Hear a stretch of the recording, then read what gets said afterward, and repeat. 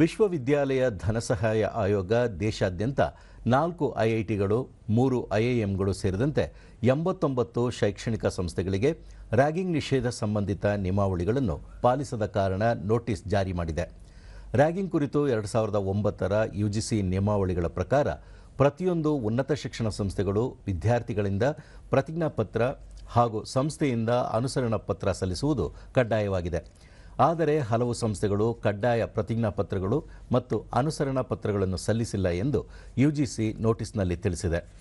ಈ ನಿಯಮಾವಳಿಗಳ ಅನುಸರಣೆ ಕೇವಲ ನಿಯಮಾತ್ಮಕ ವಿಷಯವಷ್ಟೇ ಅಲ್ಲದೆ ರ್ಯಾಗಿಂಗ್ ಸಂಬಂಧಿತ ಮಾನಸಿಕ ಒತ್ತಡ ಮತ್ತು ಶೋಷಣೆಯ ಬಗ್ಗೆ ಹೆಚ್ಚುತ್ತಿರುವ ಆತಂಕದ ನಡುವೆಯಲ್ಲಿ ವಿದ್ಯಾರ್ಥಿಗಳ ಸುರಕ್ಷತೆಯೂ ಅತ್ಯಂತ ಮುಖ್ಯವಾಗಿದೆ.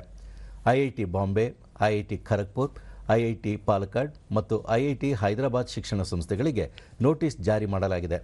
ಅಲ್ಲದೆ ಐಐಎಂ ಬಾಂಬೆ, ಐಐಎಂ ರೋಹ್ತಕ್ ಮತ್ತು ಐಐಎಂ ತಿರುಚಿರಪಳ್ಳಿ ಕೂಡ ಇದರಲ್ಲಿ ಸೇರಿವೆ.